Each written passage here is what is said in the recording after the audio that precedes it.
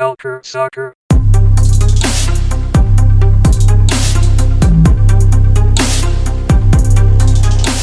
Bonjour et bienvenue à ce nouvel épisode quotidien du podcast MLS is Back sur Culture Soccer. Donc, comme d'habitude, votre hôte Adi Raphaël. Et aujourd'hui aussi, je suis rejoint par l'autre rédacteur en chef de Culture Soccer, Anthony de Varenne. Salut Anthony, est-ce que tu vas bien aujourd'hui? Ça va très bien et toi, Adi? Ouais, ça va, man. Ça va plutôt bien. Écoute, on revoit de la MLS, on commence à re-rentrer dans le beat, comme on dit ici au Québec. On re-rentre dans le beat parce que ça nous manquait, hein, le soccer de chez nous. Et là, ça fait 3 jours de suite qu'on est en train de voir du soccer. Puis écoute, au fur et à mesure, on commence à retrouver un peu nos marques, hein, n'est-ce pas? Ouais, surtout aujourd'hui, on va en parler, mais le style des équipes, on retrouve le tout et ça fait du bien. Vraiment, là, je suis heureux. Et la USL recommence ce soir, donc c'est parfait. Ouais, je sais, toi, t'as hâte à la USL, c'est sûr, sur ce podcast-là, on n'en parlera pas, mais c'est ça, on va parler plus de MLS ici sur ce podcast, mais je suis sûr que c'est quand même assez excitant. Je vous conseillerais d'aller voir les matchs de l'USL, une ligue aussi assez excitante. Donc, on va commencer maintenant ce podcast-là en parlant, comme d'habitude, un peu de l'actualité autour de ce tournoi-là de MLS is Back. On a vu, par exemple, hier, une nouvelle qui est sortie, comme quoi il y aurait un joueur testé positif du Sporting Kansas City. Bon, après, il y a eu beaucoup de rumeurs qui disaient, oui, ça a l'air que le joueur, il l'a attrapé en étant dans la bulle. Après, il y a eu des démentis en disant que non, c'est pas vrai. Il avait été testé positif la première fois, puis là, c'est un deuxième positif. Et qu'entre-temps, il paraît qu'il était en isolation et qu'il n'a pas eu de contact avec d'autres joueurs. Après, il y en a d'autres qui ont dit que oui, non, il était en contact avec les autres joueurs. Donc bref, on sait pas trop ce qui arrive. Par contre, c'est quand même désolant de voir un nouveau cas chez Sporting Kansas City. Est-ce que c'est quelque chose qui t'inquiète un peu, Anthony? Qui m'inquiète, ça m'aurait beaucoup inquiété s'il l'aurait pris dans la bulle. À ce moment-là, pas mal tout le monde est vulnérable. Mais le fait qu'il a été mis en isolation, si ça s'avère vrai dès le départ et qu'il n'y a eu aucun contact avec ses coéquipiers et tout, ben ça, un joueur, c'est pas si inquiétant. Quand c'est pratiquement la moitié de l'effectif, ben là, ça commence à être inquiétant parce que tu ne peux pas jouer. Mais quand c'est seulement un joueur, ben le temps qu'il guérisse et tout, tu peux le mettre sur la liste des joueurs blessés. Inquiétant pour sa santé, oui, c'est sûr que c'est des joueurs en forme et tout, mais on est pas mal sûr qu'il va s'en sortir là. Mais inquiétant pour le joueur, oui, mais pour l'équipe, pour la MLS, non. Peut-être la seule chose qui risque d'arriver, c'est peut-être le SKC qui va être un peu plus inquiet, peut-être un peu moins la tête au match et peut-être plus la tête envers le joueur qui est prise avec le coronavirus en ce moment-là. Ouais, effectivement, c'est triste. En tout cas, on a eu des nouvelles de Sam Sejgal qui a dit comme quoi le joueur en question a eu 2 tests positifs. Par contre, les autres joueurs ont tous été testés 2 fois et aucun n'a eu un test positif. Donc, ça a l'air assez contrôlé de ce point de vue-là. Donc, au moins ça. Donc, voilà. C'est les nouvelles qu'on a par rapport au virus à l'intérieur de la bulle. Donc, ça a l'air quand même assez contenu. Donc, on espère que ça va rester comme ça. Une deuxième chose aussi qui est allée dans l'actualité, je sais pas si tu as vu ça, Anthony, c'est le fameux Taylor Twellman qui a fait une connerie monumentale hier sur ESPN. Il a posé la question à Luchi Gonzalez, l'entraîneur du FC Dallas. Puis il lui a posé une question en lui disant, on a vu une vidéo du club comme quoi les joueurs étaient en avion puis ils mangeaient des Cheetos ou des Cheez-It dans l'avion et ils avaient tous enlevé leur masque. C'est peut-être pour ça que les joueurs ont tous attrapé le virus. Est-ce que tu regrettes ça? Puis Luchi Gonzalez lui a dit quoi? Genre, vraiment, tu penses que c'est juste parce qu'ils ont enlevé leur masque 2 secondes pour manger des Cheez-It que maintenant ils sont tous atteints du coronavirus? Bref, une question assez drôle. Et après coup, on a vu plusieurs joueurs du FC Dallas qui ont fait des vidéos, mais vraiment hilarantes, en se moquant un peu de Taylor Twellman. On a vu par exemple un joueur qui a dit j'aurais jamais dû manger des Cheez-Its en prenant une vidéo, puis il jette le Cheez-It dans la poubelle et des trucs comme ça. En tout cas, c'était hilarant. Comment un journaliste que j'adore, hein, j'aime beaucoup Taylor Twellman, mais comment tu peux te permettre de poser cette question-là? Écoute, ils sont atteints du virus, à quoi ça sert de rentrer dans ces choses-là? Et en fait, c'est un peu ridicule comme question, n'est-ce pas, Anthony?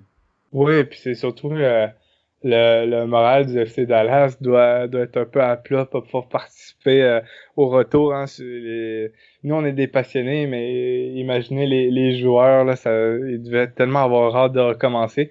Et là, on leur refuse l'accès. Et en plus, un journaliste vient dire une question qui est pour le moins, selon moi, pas très professionnelle.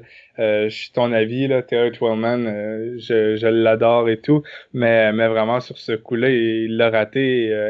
Mais Lucci a très bien répondu et je pense que ça démontre un peu la force du FC Dallas. Vraiment, il reste terre à terre avec la décision et faut pas mettre la faute sur les joueurs, sur le staff. Je pense que en ce moment aux États-Unis, il y a des centaines de milliers de personnes qui sont infectées par la COVID-19. Donc, je pense pas que ces centaines de milliers de personnes-là sont tous à blâmer, là. Exactement. Puis un petit coucou à Léo Villemain qui s'occupe du compte de la franchise du FC Dallas en francophone. C'est lui qui c'est grâce à son thread à lui que j'ai su tout ça. Et puis c'est assez drôle. Je vous conseille d'aller voir parce qu'il a bien détaillé dans son thread. Bref, passons maintenant au match d'hier parce que on a beau tourner en rond, finalement on veut parler de ce match-là. Le premier match de la part des Seattle Sounders, les champions en titre. Je sais qu'Antoine va adorer écouter ça. Oui, ils sont champions en titre, Antoine, on le sait. Donc, le retour au jeu des Seattle Sounders contre les San Jose Earthquakes.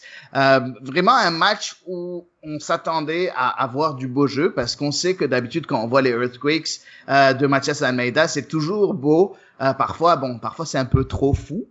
Mais des fois, c'est assez beau à voir parce que c'est vraiment très porté sur l'offensive et défensivement, c'est assez particulier avec la défensive d'homme à homme.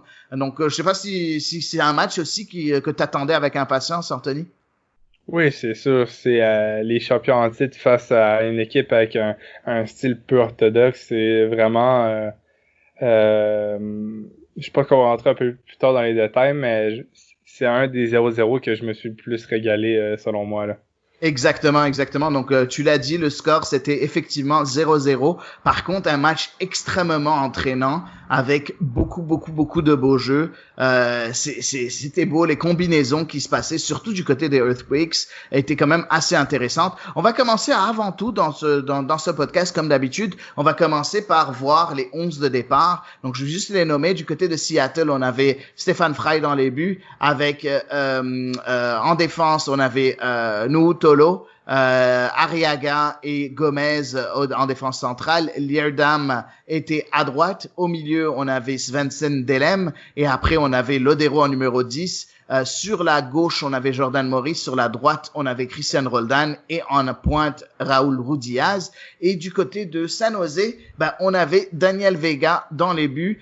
J'étais un peu étonné par rapport à ça. J'en parlerai un peu plus tard. À droite, on avait Tommy Thompson. En défense centrale, Kashia Alanis. À gauche, il y avait Nick Lima. Au milieu de terrain, Jackson Yuill et Judson, le Brésilien. En tant que numéro 10, un peu électron libre, on avait Magnus Eriksson, le Suédois. À droite, on avait Christian Espinoza. À gauche, on avait Vako ou Valérie Kazaishvili. Et en pointe, on avait André Rios. Est-ce que tu as été étonné par un de ces deux 11? Est-ce qu'il y a des joueurs que tu aurais aimé voir dans ces deux 11 et que tu n'as pas vu? Voilà, parle-moi un peu de ces impressions quand tu as vu les deux 11 sortir dans les nouvelles. Ouais, du côté de Seattle, je pense que c'était pas mal la meilleure 11 qu'ils pouvaient faire. À la limite, ils auraient pu faire reculer Roldan à la place de Delem et mettre Jarvin Jones, mais vraiment, j'ai pas été choqué. Delem, il peut très bien jouer en tant que milieu défensif et tout. Sinon, du côté de San Jose, c'est Lima à gauche. Assez surpris, moi, je m'attendais à voir Lima à droite. On le sait, en ce moment, là, il se bataille un peu avec Reggie Cannon pour être la relève de l'équipe nationale américaine à droite. Donc, vraiment, c'est un latéral droit de profession. Donc, je m'attendais plus à voir Lima à droite et pourquoi pas un Shea Solinas ou un Florian Youngwright à gauche. Je sais pas si t'es du même avis que moi, là. Bah écoute, on a vu déjà Nick Lima déjà jouer à gauche dans le passé pour San Jose. Donc ça m'a pas vraiment étonné. On sait que Mathias Almeida aime bien l'utiliser à gauche. Par contre, moi j'ai été un peu plus étonné de voir en attaque André Rios.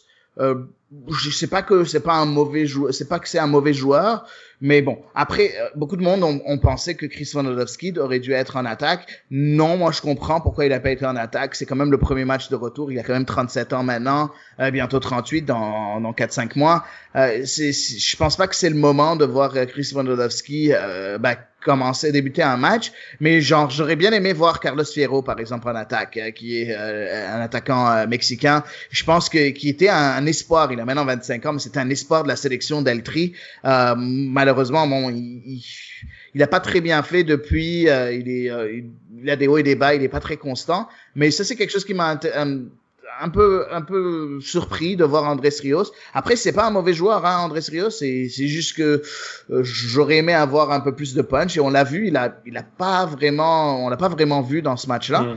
Par contre, pour ce qui est des Sounders, c'était bizarre de voir Christian Roldan en tant qu'ailier droit. Vraiment très, très bizarre. T'as dit que t'aurais vu plus Jovin Jones, qui d'habitude serait à gauche, puis Jordan Morris à droite.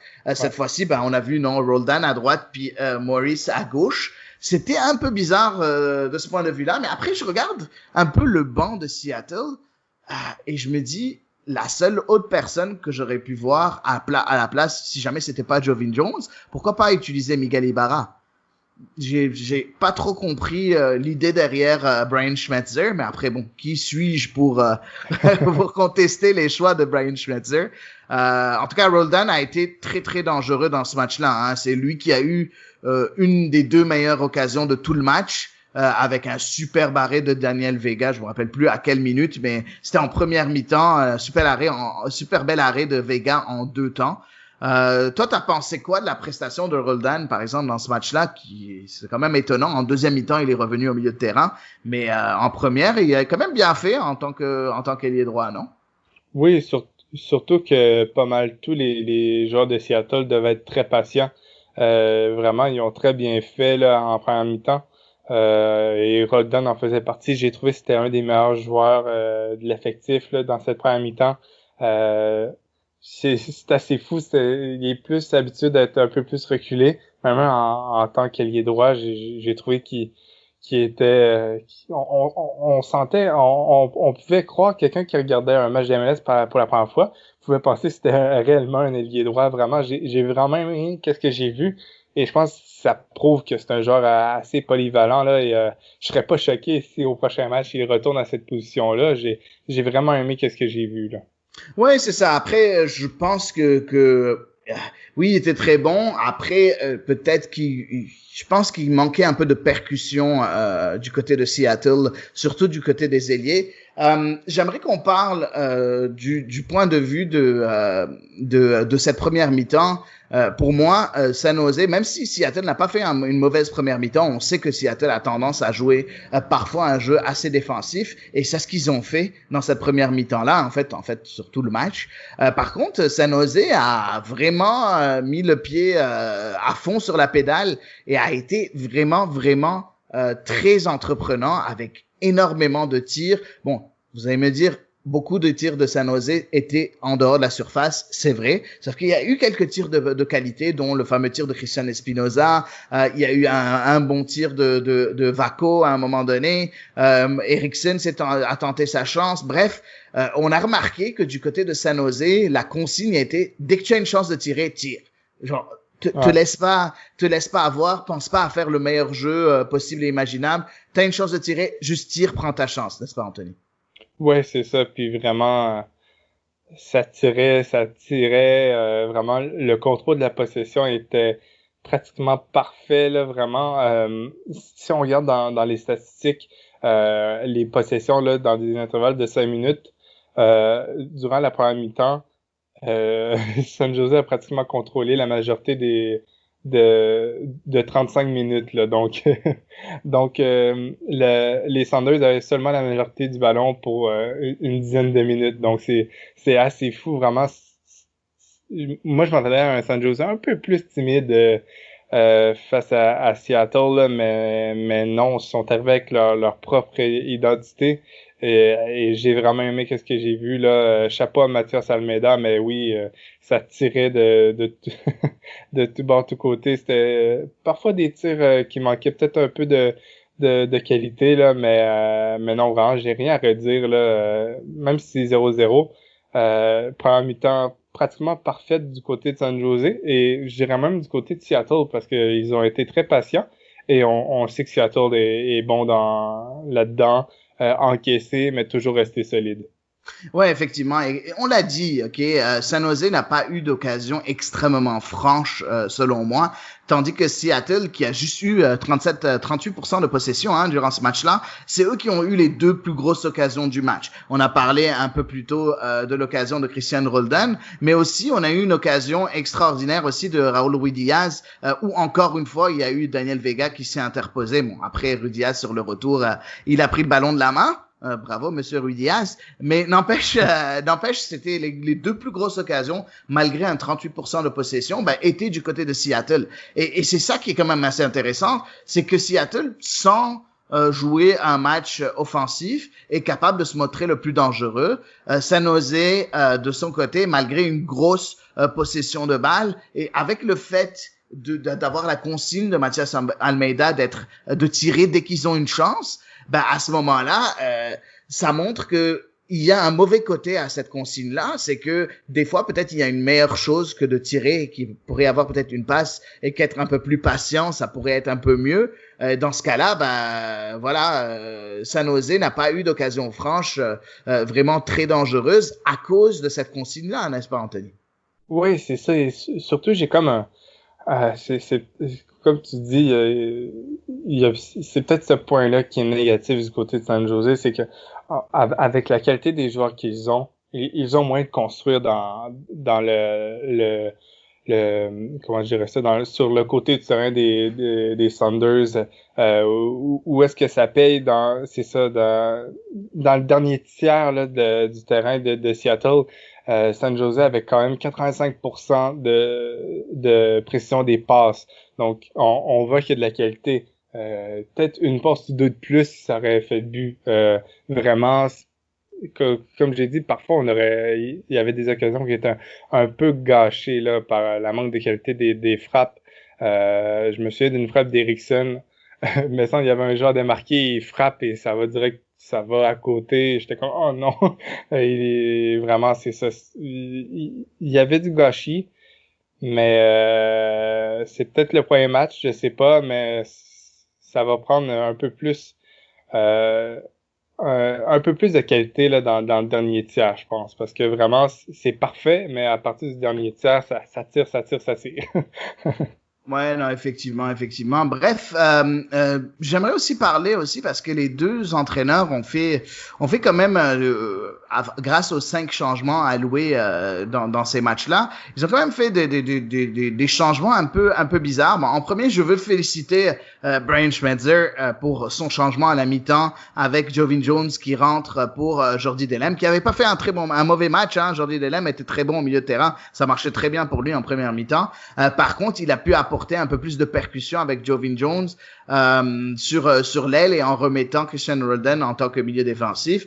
Ça c'est un des bons moves du côté de Brian Schmetzer. Mais les deux entraîneurs ont fait des moves quand même assez intéressants en faisant rentrer des jeunes joueurs. Donc on a vu Shandon Oopo qui a fait ses débuts en MLS directement. Il est rentré à la 77e minute pour Jordan Morris. Et du côté de San Jose, on a vu un jeune attaquant, Keith Cowell, 16 ans. Seulement 16 ans, rentré à la 85e minute pour Vaco. C'est quand même assez intéressant parce que on parle beaucoup de ce tournoi-là comme étant un tournoi assez important parce que bon, t'as la finale, bah, si tu gagnes, tu as la qualification en Ligue des Champions. Les 3 premiers matchs de groupe comptent pour la saison régulière. Mais d'un autre côté, c'est aussi les 5 changements devraient te permettre à lancer des jeunes, quel que soit le score. Oui, il était 0-0. T'ajoutes un peu ce petit jeune qui va venir t'apporter un peu d'imprévu parce que l'équipe adverse ne connaît pas ces jeunes joueurs, ne connaissent pas peut-être aussi bien ces jeunes joueurs-là. Puis tu apportes cette flamme un peu que la jeunesse peut venir t'apporter, cette étincelle, cette envie-là qui est venue. Je veux me prouver, je veux venir, je vais tout casser aujourd'hui.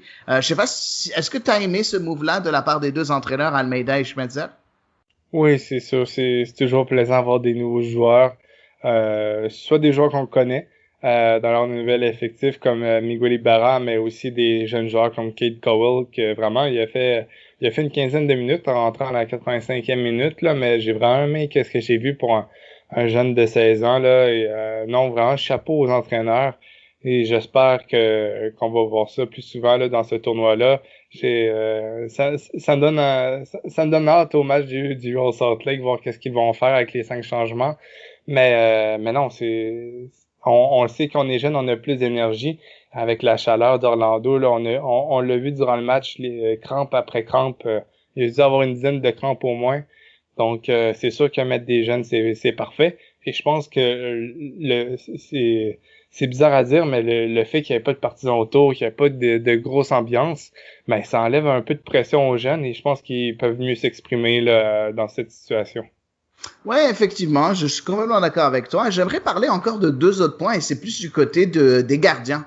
Du côté des gardiens, je veux parler. On va commencer par San Jose parce qu'il y a beaucoup à dire sur les deux côtés. Avec San Jose, est-ce que je sais que Daniel Vega a fait quand même une bonne saison l'année passée, le gardien qui était avant, si je me trompe pas, en USL, qui cette fois-ci a encore été choisi. Il a quand même 36 ans. Il a été encore choisi devant l'espoir, celui qu'on pensait pendant longtemps qu'il allait être le gardien, qui allait être le futur de l'équipe nationale américaine, James Marcinkowski. Est-ce que tu penses, maintenant il a déjà 23 ans, Marcinkowski, il a toujours pas eu encore sa place de numéro 1. Est-ce que tu penses que ça freine le développement d'un joueur comme ça? Et est-ce que tu penses que Mathias Almeida a bien fait de faire confiance encore une fois à Daniel Vega devant Marcinkowski? Après, bon, c'est sûr que Vega a eu un très bon match hier, mais si jamais tu veux voir sur la longue, Vega, il va jouer encore peut-être 1 ou 2 ans. Marcinkowski a déjà 23 ans, puis il n'est pas en train d'amasser les minutes. Est-ce que c'est dangereux pour toi? Oui, c'est sûr que c'est un peu plate de voir un espoir comme ça ne pas jouer parce que vraiment, moi, quand je l'ai vu en USL, je l'ai trouvé extraordinaire. Tu sais. Depuis 2018, il a quand même fait 40 matchs avec Reno, là, l'affiliation de San Jose. Une quarantaine de matchs, peut-être un peu plus. Donc, c'est pas mauvais. Il accumule les minutes quand même, mais vraiment, ça lui prendrait du temps de jeu en MLS parce que à 23 ans, on sait un gardien, l'apogée de leur talent, c'est un peu plus tard, mais quand même. Ouais, ça dans la trentaine d'habitude, effectivement.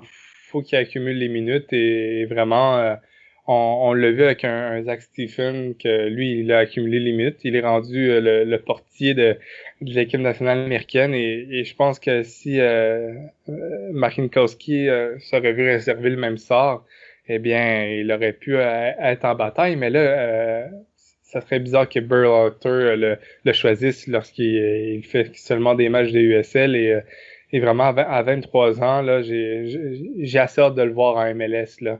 Avec San Jose ou avec une autre équipe, parce que maintenant, faut quand même se poser la question, là. Ouais, effectivement. Tu l'as dit, Daniel Vega vient de USL, c'est un bon gardien, mais en 2018, Marcinkowski jouait également à USL et il faisait une très belle saison. Donc, je pense que les deux sont quand même de niveaux similaires, mais du côté de Marcinkowski, il peut évoluer, tandis que Daniel Vega, ça risque de réduire la qualité un peu là, avec le temps. Ouais, effectivement. Après, bon, c'est pas vieux encore pour un poste de gardien de but. 35 ans, c'est pas très, très vieux. On sait que d'habitude, ça va facilement jusqu'à 36, 37 ans, où ils sont encore à un très bon niveau. À partir de 37, là, on voit d'habitude, fin de 36, début 37, on voit des gardiens commencer à décliner un peu plus. Ils sont un peu moins de réflexes, un peu moins bons, bien évidemment. Pour ce qui est de Marcinkovski, t'as dit, il a joué 42 matchs avec Reno. Il a joué juste 5 matchs avec San Jose en tant que titulaire depuis le début de sa carrière. 5 matchs et c'était en 2018. Donc pas de match en 2019 avec San Jose, puis pas de match en 2020 avec San Jose jusqu'à maintenant. Est-ce que c'est ça? Moi, je suis très étonné de voir Marcinkovski encore sur le banc. Je pense que c'était le moment de lui faire confiance, surtout avec le fait que on a quand même de l'expérience au côté à San Jose avec on a parlé de Wondolowski, on a parlé de Youngworth, on a parlé de Shea Salinas. Il y a de l'expérience déjà, donc t'as pas vraiment besoin d'une autre personne qui est quand même encore expérimenté. En fait, Vega a pas 35 ans, il a déjà eu 36 ans, en fait, il y a un mois déjà. Donc, bref, très intéressant de ce point de vue-là, le choix de Mathias Almeida. Après, bon, on s'entend, peut-être que c'est le profil de Vega que Almeida aime. On sait que Vega aime jouer avec le ballon, donc ses relances, point de vue relance, il est quand même assez bon aussi. Bon, bref, je sais pas si c'est la bonne décision de la place d'Almeida, mais seul le temps va nous le dire, voir un peu si à un moment donné Marcinkovski va pouvoir enfin décoller sa carrière. Du côté des Sounders aussi, la situation des gardiens, premièrement, on sait, Stefan Frei, c'est le gardien numéro un des meilleurs gardiens à MLS. Il a 34 ans maintenant. J'ai aucun doute là-dessus. Par contre, j'ai trouvé quelque chose de très bizarre, c'est que je pense que depuis le début de la compétition, Seattle est la seule équipe qui avait 2 gardiens sur le banc. J'ai trouvé ça un peu bizarre parce qu'il y avait Trey Muse et il y avait Stephen Cleveland. Je vois pas la logique derrière tout ça, à part le fait que peut-être qu'ils ont pas assez de joueurs. Est-ce que tu penses que selon toi, ça montre un peu un manque de profondeur du côté de Seattle, parce que on s'entend, j'ai comme l'impression qu'il manque un ailier du côté de Seattle. Oui, tu as Buana sur le banc, tu as Christian Roldan qui peut jouer, tu as Jovin Jones, oui, mais j'ai comme l'impression qu'il manque encore, que ce Victor Rodriguez-là n'a jamais été vraiment remplacé. T'en penses quoi, Anthony?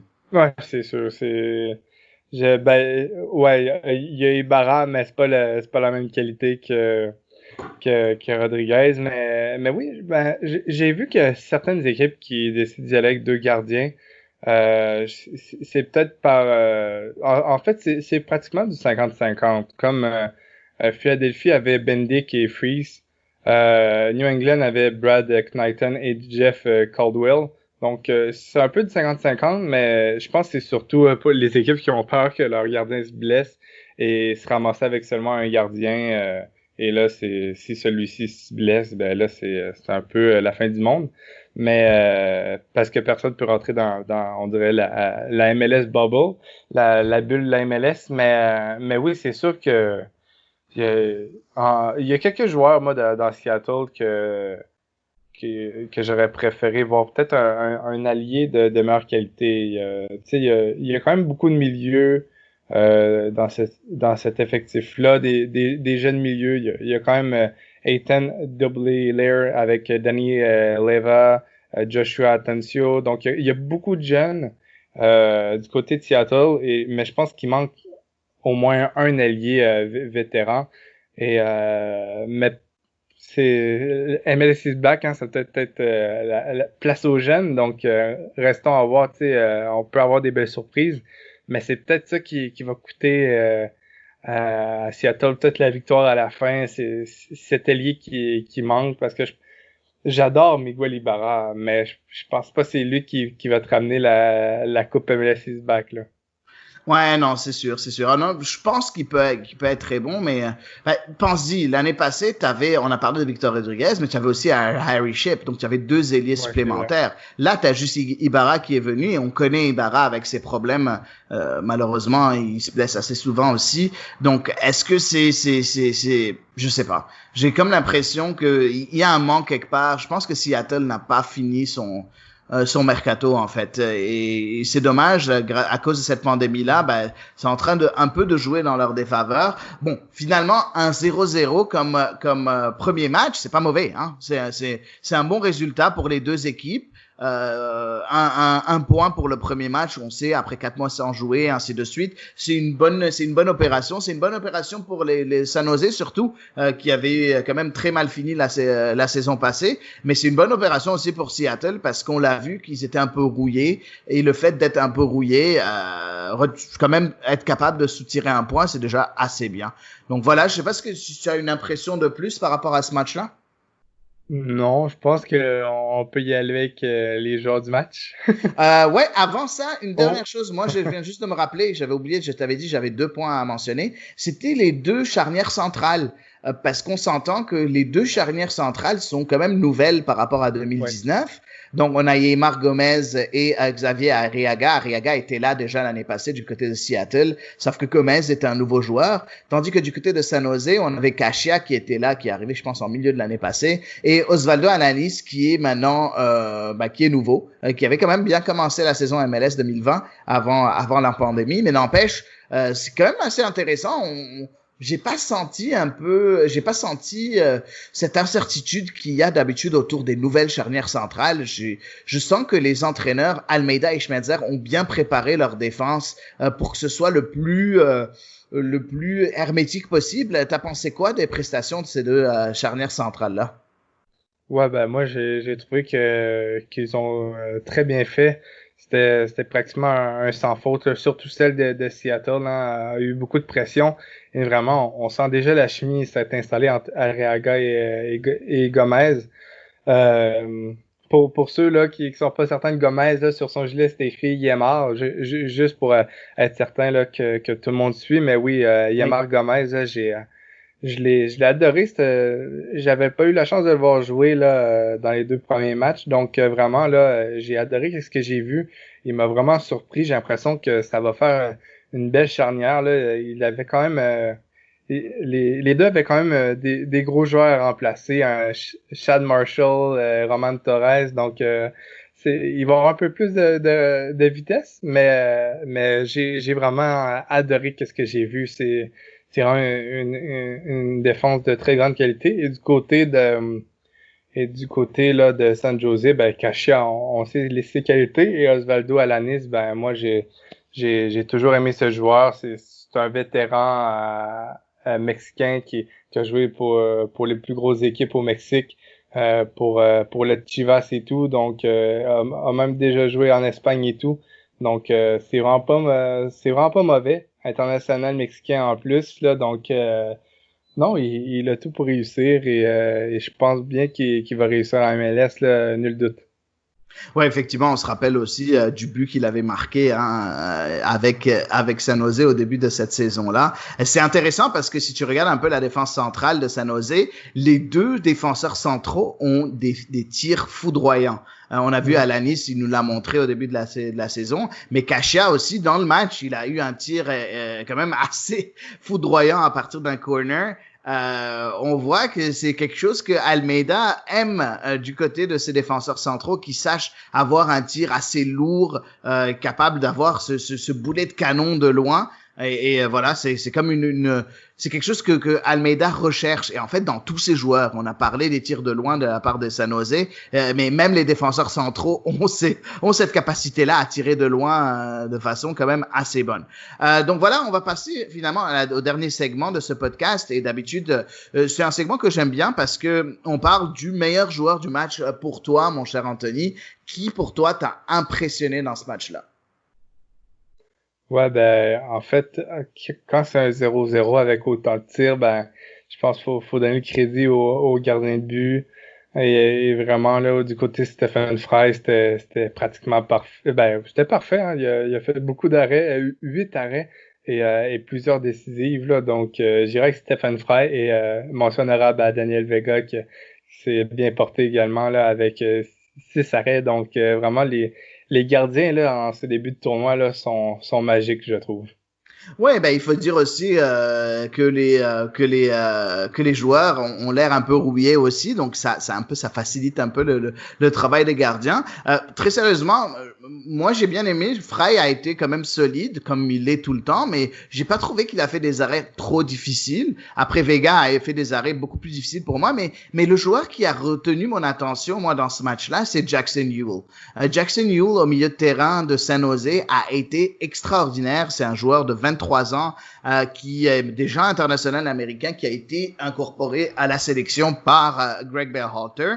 Ce joueur-là, on l'a connu un peu partout sur le terrain. Il a déjà joué à l'aile, il a déjà joué un peu partout. Mais cette fois-ci, avec San Jose, il a joué en rôle de milieu défensif, mais en tant que meneur de jeu un peu en retrait. Donc, au lieu de jouer en tant que numéro 10, il a joué en tant que numéro 6, mais avec le même rôle de meneur de jeu. Moi, j'ai vraiment aimé ce qu'il a été capable de faire. Il a vraiment orchestré tous les mouvements offensifs de San Jose, mais en plus, il a été très bon à la récupération aussi. Donc, Jackson Ewell, pour moi, c'est le joueur qui m'a le plus impressionné dans ce match-là. Je sais pas si t'as quelque chose à dire par rapport à Jackson Ewell. Non, je suis vraiment pas choqué. Il a très bien fait, là. Vraiment, c'est un bon choix également. Parfait. On passe au pire joueur du match. J'aimerais que tu me parles pour toi. Quel est le pire joueur du match? C'est difficile parce que il n'y a pas eu vraiment de joueurs qui ont été nuls dans ce match-là, mais qui t'a déçu. Alors dans ce cas-là, si jamais il n'y a pas un joueur, un pire joueur.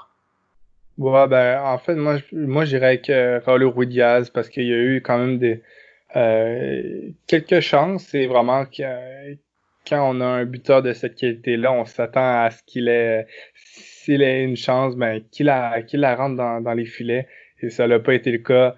Vraiment, là, je me souviens du centre raté de Lordam, que à la 84e minute, il avait seulement à le mettre dans le filet et Daniel Vega s'interpose, mais c'était à Raúl Ruidiaz de le mettre dans le fond du filet et vraiment là ça aurait été un match totalement différent avec une victoire de Seattle et tout, donc vraiment moi j'y vais avec Ruidiaz. Parfait, parfait. Ben c'est sûr que oui, Ruidiaz n'a pas montré sa niaque habituelle. Par contre, moi de mon côté, j'en ai parlé un peu plus tôt. Moi, pour moi, c'est Andrés Rios. Andrés Rios qui, je pense, n'a pas été assez, je sais pas, pesant sur le match. Je pense qu'il aurait pu faire beaucoup plus. On l'a presque pas vu durant tout le match, à part à un moment donné où il a glissé pour reprendre un centre venant de la droite. Puis bon, finalement, son ballon est passé juste à côté du poteau de Stéphane Frey. Tout le reste du match, on l'a juste pas vraiment vu. Ses mouvements étaient un peu bof. Voilà, c'est un joueur qui m'a pas impressionné dans ce match-là. J'aurais aimé voir un Carlos Fierro rentrer. J'aurais aimé voir, au lieu de voir Wondolowski rentrer pour Judson, pour le milieu de terrain, j'aurais aimé peut-être que Wondolowski remplace Andrés Rios. En tout cas, j'aurais aimé voir Mathias Almeida donner la chance à Fierro et Wondolowski devant, ou quelqu'un d'autre devant. Bref, pas impressionné par Andrés Rios. Donc voilà pour mon joueur, mon pire joueur du match. Après, il n'a pas fait un mauvais match, hein, parce que comme j'ai dit, dans ce match-là, tous les joueurs ont quand même été bons. Je pense que c'était un des matchs les plus plaisants. Le premier 0-0 du tournoi, mais quand même un des matchs les plus plaisants qu'on a eu à voir, n'est-ce pas, Anthony? Oui, en effet, souvent les personnes qui aiment pas beaucoup le soccer disent que c'est un sport là avec peu de buts, donc peu d'action, mais vraiment faudrait leur montrer ce match-là pour qu'ils disent le contraire. Je pense que c'est le meilleur exemple pour un 0-0 là qui est enlevant là. Donc voilà, c'était tout pour ce podcast de MLS is Back, le 3e podcast de MLS is Back. Aujourd'hui, il y a 2 matchs ce soir, donc heure du Québec, 8h, Atlanta United contre les Red Bulls de New York, et à 10h30, le gros derby de l'Ohio entre Cincinnati et Columbus, un match qui va être extrêmement intéressant à 10h30 ce soir-là. Voilà, demain, on sera de nouveau là pour discuter de ces matchs-là en détail, bien évidemment. Merci encore, Anthony, d'être venu à ce podcast. Merci à toi, Adi. C'est toujours plaisant. C'est une belle habitude pour nos auditeurs là, de ce podcast-là. Ça tient au courant parce que pour nos auditeurs là, qui habitent l'Europe, ça n'a pas toujours été évident de regarder des matchs en pleine nuit. Donc, grâce à toi, au moins, ils peuvent avoir un suivi là, le lendemain. Exactement, je suis content de pouvoir offrir ce podcast-là. Puis voilà, à demain pour un nouvel épisode de Culture Soccer MLS is Live. Culture Soccer.